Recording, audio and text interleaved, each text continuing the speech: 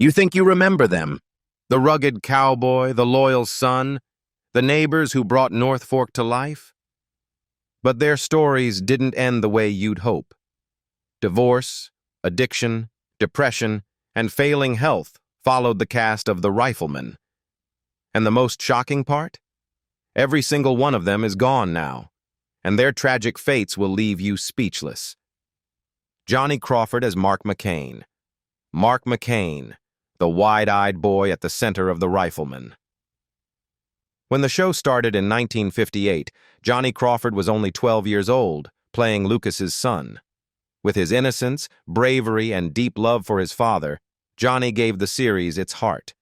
He wasn't just a supporting character. He was the reason Lucas fought so hard to protect his world. But real life was far lonelier for Johnny. Unlike Mark, who always had his father by his side, Johnny grew up into a man who never found lasting love. No wife, no kids, just a string of relationships that never stuck.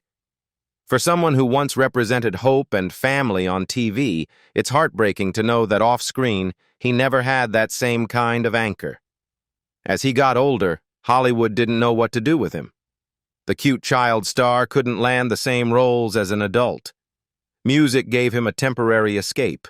He even had a few hits, but it didn't fix the emptiness.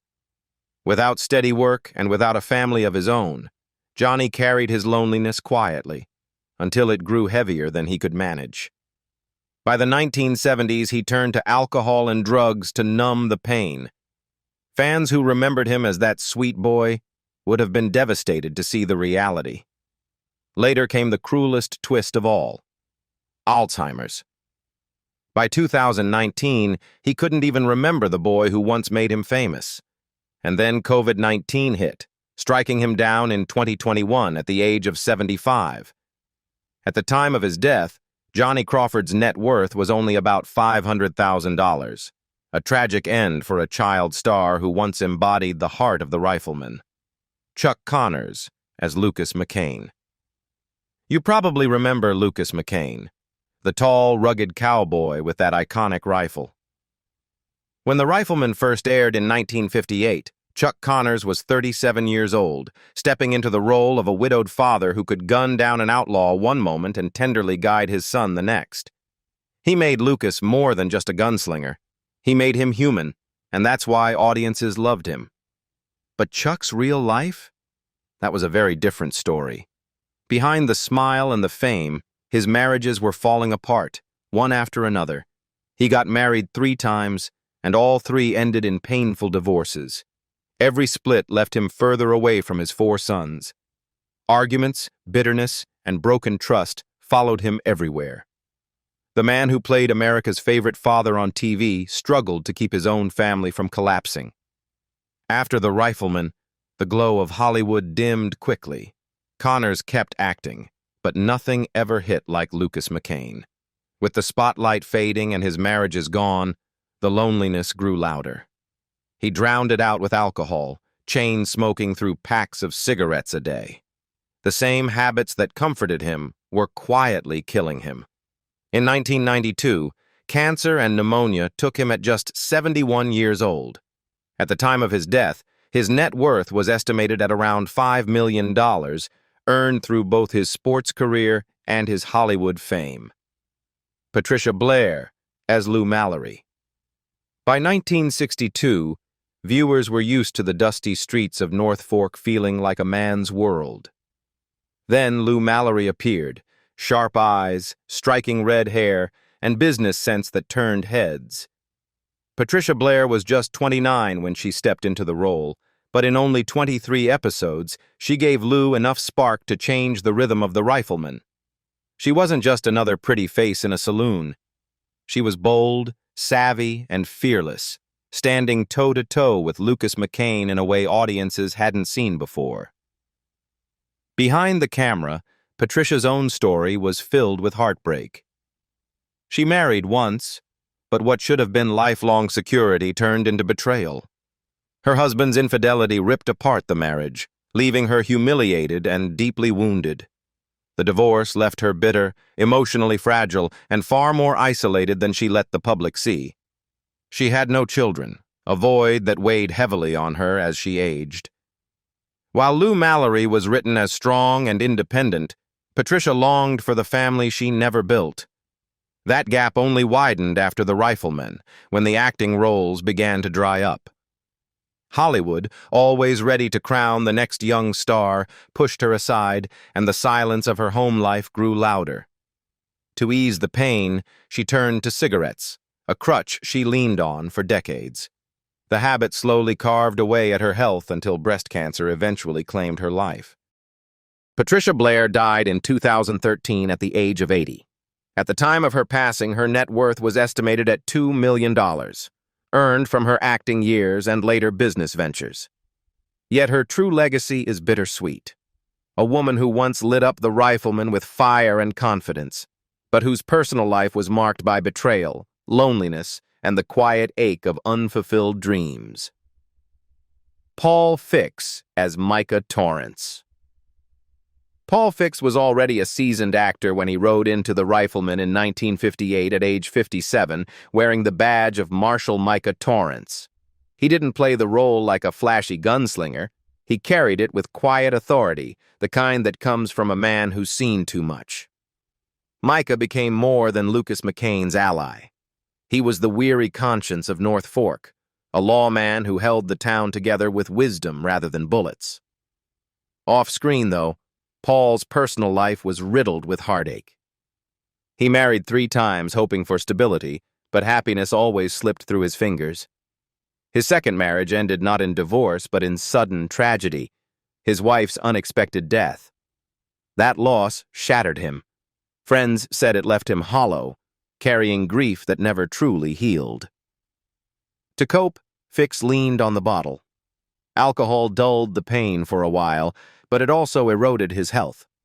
His work on screen remained steady through the 1950s and 1960s, but inside, the cracks were widening. The man who brought calm to North Fork was living a storm in his own home, wrestling with loneliness that no applause could silence. By the 1970s, his career slowed. The spotlight dimmed, the phone rang less, and isolation crept in. On top of the emotional scars from his marriages, his body began to fail him. Cancer and kidney disease struck, forcing him into years of physical suffering. He spent his last years fighting both his failing health and the shadow of his personal losses. Paul Fix passed away in 1983 at 82 years old. At the time of his death, his net worth was estimated at around $1 million, built from more than 300 roles. But money meant little. The real measure of his life was the pain he carried from broken love and the lonely battles he fought when the cameras stopped rolling. Joan Taylor as Millie Scott. Millie Scott brought a rare softness to The Rifleman. When Joan Taylor joined the show in 1960 at age 31, she played the gentle store owner who captured not just Lucas McCain's attention, but also the hearts of the audience. Her presence in 18 episodes gave the dusty town of North Fork a sense of warmth, a reminder that even in a world of guns and danger, kindness still mattered.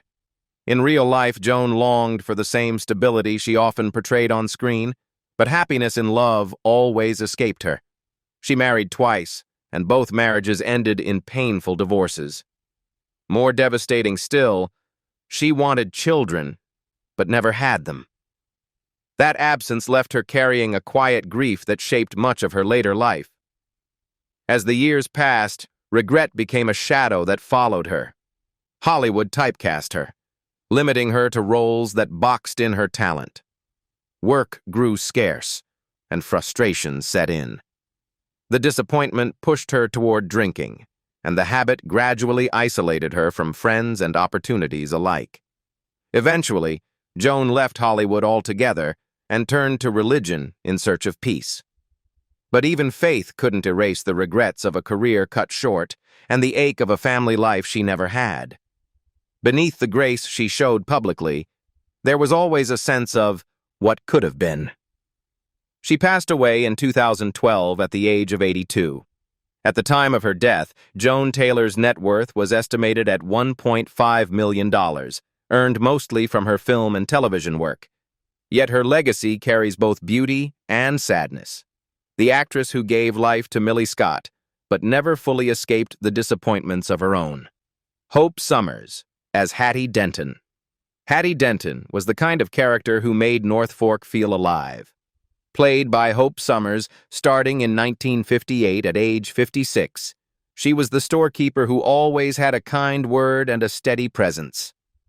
Hattie gave the town a maternal touch, soft-spoken, practical, and exactly the neighbor everyone wished they had.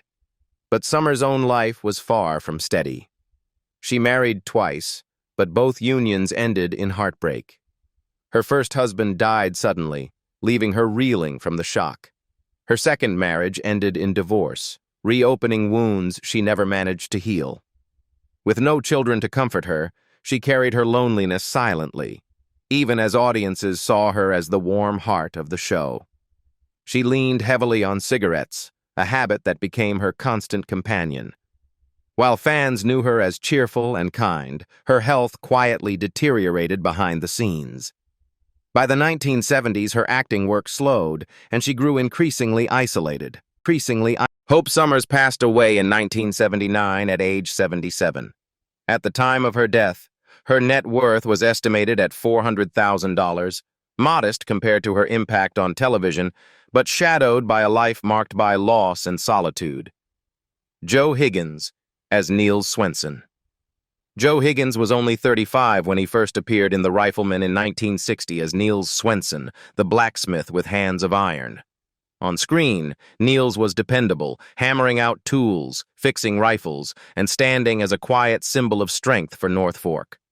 Though a recurring character, he gave the series a sense of realism.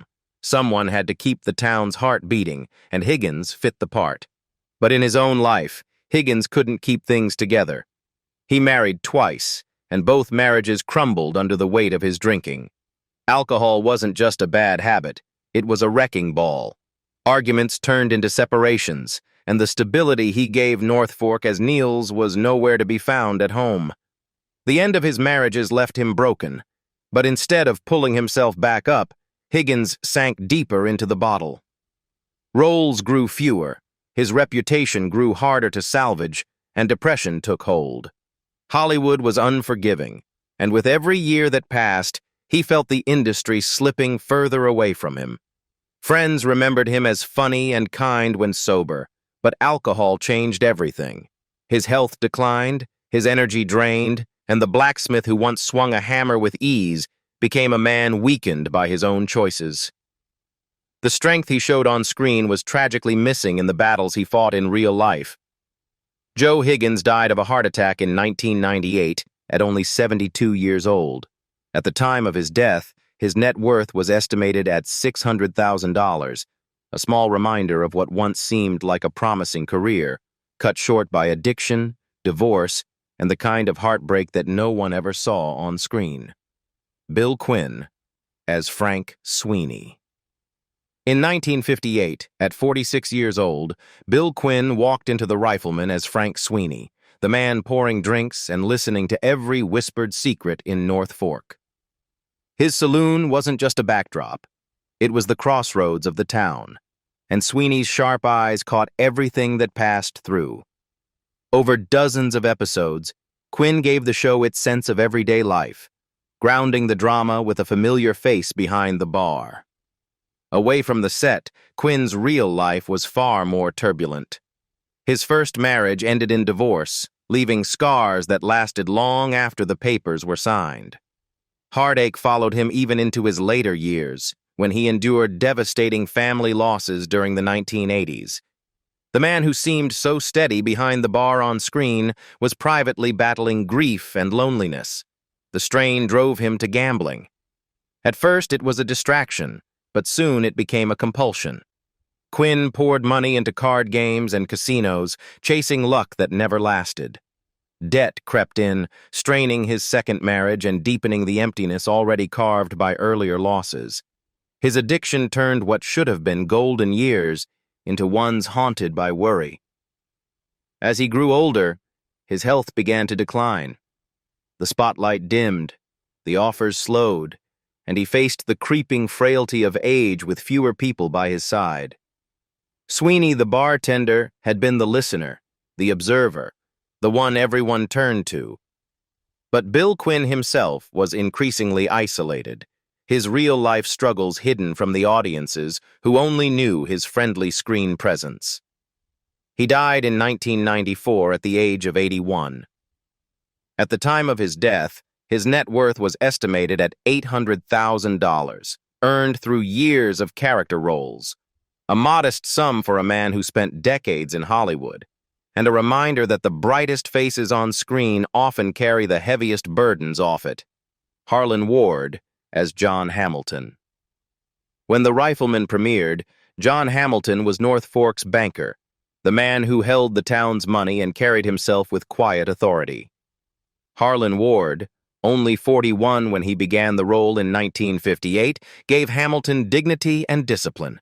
He wasn't a gunslinger, but his recurring role helped shape the realistic fabric of the town. Away from the set, Warde's life was filled with personal turmoil. He married actress Susan Oliver, but their union ended in a bitter divorce. The breakup left him emotionally wrecked, and depression soon followed. Alcohol became his escape. What started as a way to ease the sting of loneliness grew into a destructive habit. His drinking not only damaged his health but also deepened the sadness that had already taken hold. By his 50s, his health was failing. The man who played stability on screen faced his own decline far too early. Fans remembered him as composed and reliable, but behind closed doors, he was a man struggling to keep himself together. Harlan Warde died in 1980 at the age of 62 after a long illness. At the time of his passing, his net worth was estimated at $300,000, a quiet end for an actor remembered for dignity on screen but heartbreak in his private life. Dabbs Greer as Finney. In 1959, Dabbs Greer stepped into The Rifleman at 42 years old, playing Finney in a few episodes. He wasn't the lead, but Greer had a special gift. He could walk onto a set, speak just a few lines, and somehow feel unforgettable. His gentle manner and everyman presence gave North Fork one more shade of authenticity, the kind of townsman who made the story world come alive. Behind the familiar face, though, Greer's life was scarred by loss. His first wife died young from a rare illness, a blow so sudden it left him reeling for years. He remarried, hoping to rebuild, but the grief never truly lifted, and that second marriage ended in divorce. Two devastating losses, one through death and the other through betrayal, left Greer emotionally gutted.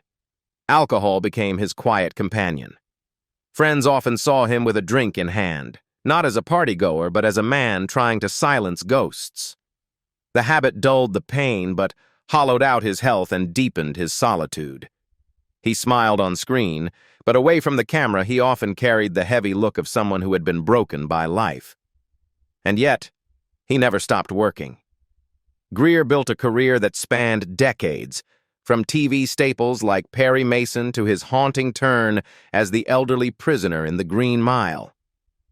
But every role, no matter how memorable, couldn't erase the shadows of his private grief. Success came in abundance. Happiness did not. Dabbs Greer died in 2007 at age 90 from kidney failure. At the time of his passing, his net worth was estimated at $1 million, a lifetime of steady work that hid a personal story of heartbreak, addiction, and survival through pain. Ralph Moody as Doc Burridge. Every frontier town needed a doctor, and in 1960, The Rifleman introduced Ralph Moody as Doc Burridge. He was already 74 when he joined the series, but his weathered face and calm hands made him a perfect fit. Across his recurring episodes, Doc Burridge was the one patching up wounds and offering advice with the authority of experience. But Moody's own family life was fractured. He went through a divorce that left him estranged from his children. The distance weighed on him heavily, and he carried that regret long after the papers were signed. Like many actors of his generation, he smoked relentlessly. The habit wore down his health, leaving him frail even as he continued to work. Roles grew fewer, and the vibrant career he once enjoyed began to fade away. As Hollywood moved on, Moody slipped into obscurity. The man who had been the healer on screen couldn't heal the emptiness of his final years. His career slowed, his health declined, and he lived with the loneliness of separation from his family. Ralph Moody died in 1971 at age 85. At the time of his passing, his net worth was estimated at $200,000, a small reminder of a long career, but also a life marked by estrangement and fading recognition. Richard Anderson, as Duke Jennings. Richard Anderson was just 33 when he first appeared in The Rifleman in 1959 as Duke Jennings. Tall, confident, and with the smooth voice of a leading man, Anderson gave even his short appearances weight. He looked like he belonged in North Fork, dangerous yet magnetic, a reminder that not all the town's threats came with guns drawn. But off-screen, Anderson's life cracked under the pressure of marriage gone wrong. His union ended in divorce, marred by accusations of infidelity. The betrayal cut deep, leaving him angry, embarrassed, and more isolated with each passing year. For a man so often praised for his charm, his home life was anything but charmed. In the years that followed, Anderson drifted toward gambling. Casinos, poker tables, racetracks, anywhere luck might turn his way. But luck rarely did. The habit cost him money, strained his relationships further, and added a layer of shame he could never quite shake. It was a cycle: win a little, lose more, and try again. Even as his personal life crumbled, his career thrived. He became best known as Oscar Goldman in The $6 Million Man and The Bionic Woman, roles that gave him worldwide recognition.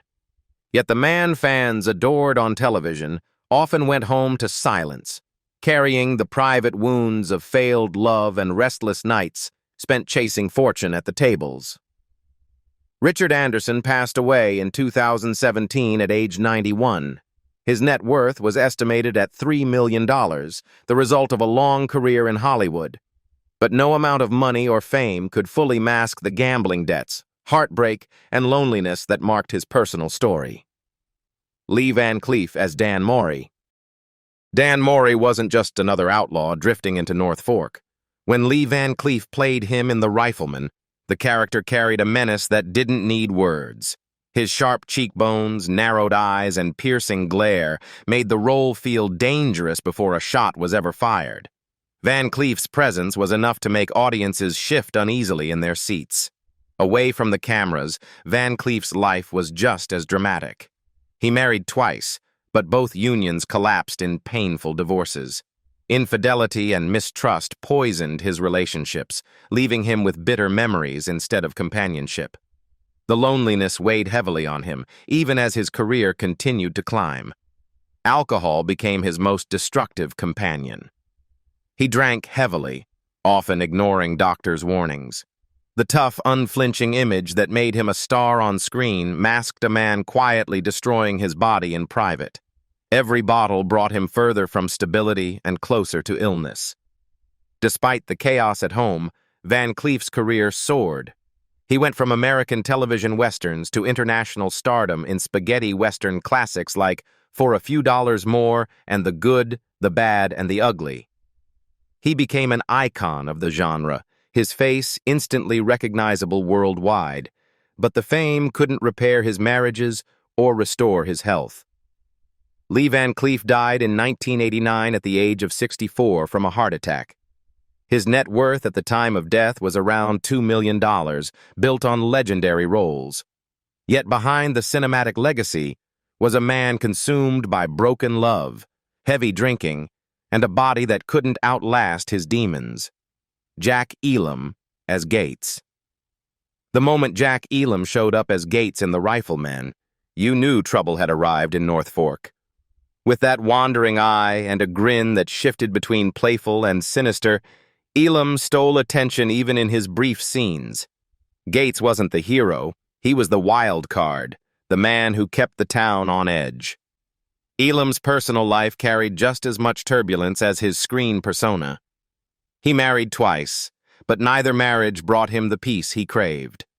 Both ended in divorce, leaving him with scars that went deeper than the roles he played. The man who entertained audiences with his crooked smile was privately battling heartbreak and disappointment at home. Alcohol became part of his routine. Drinking dulled the sting of loneliness, but it also fueled mood swings and deepened his depression. Friends recalled a man who could make everyone laugh at a dinner table but later fall into silence, weighed down by his demons. Still, Elam kept working. He became one of the most recognizable character actors in Hollywood, moving from westerns to comedies, turning his unique look into an asset few could match. Yet even with his career successes, the pain of failed marriages and his battle with depression never truly left him. Jack Elam died in 2003 at the age of 82 from heart failure. At the time of his passing, his net worth was estimated at $1.2 million, earned from decades of unforgettable performances, though behind the fame was a man marked by divorce, addiction, and a long struggle with inner turmoil. Denver Pyle as Frank Hazlitt. Denver Pyle first appeared in The Rifleman in 1959 at the age of 39, playing Frank Hazlitt. With his rugged features and commanding presence, Pyle didn't need many episodes to leave a mark. He looked like a man carved straight from the frontier, gritty, dependable, and the kind of character who made Western towns feel alive. But Pyle's private life was riddled with pain. He married twice, and both marriages ended in divorce. Those breakups didn't just cost him love, they cost him closeness with his children. Estrangement turned into distance, and distance hardened into silence. For a man who often played father figures on screen, the reality of losing his own family was one of his deepest tragedies. Cigarettes were his constant escape. Pyle smoked heavily for decades, even as warnings about health risks grew louder. The habit became so ingrained that he couldn't quit, and by the 1990s, it caught up to him. Lung cancer set in, a cruel end for a man who had spent his career exuding strength and vitality. Still, Pyle remained busy in Hollywood. He became a household name for roles in The Dukes of Hazzard and countless westerns, his face instantly recognizable to generations of viewers. But success could never bridge the gap left by broken marriages and children who had grown distant. Behind the familiar smile was a man weighed down by regret. Denver Pyle died on Christmas Day in 1997 at the age of 77 from lung cancer. His net worth at the time of death was about $2.5 million, the reward for decades of steady work. Yet the true story of his life was not measured in money or fame, but in the painful distance of a family lost along the way. Every star of The Rifleman carried a story filled with triumph, heartbreak, and ultimately tragedy. But which of these destinies shocked you the most? Was it the lonely endings, the broken marriages, or the struggles with addiction that stayed with you? Share your thoughts in the comments, and don't forget to like, subscribe, and hit the bell so you'll never miss more untold Hollywood stories.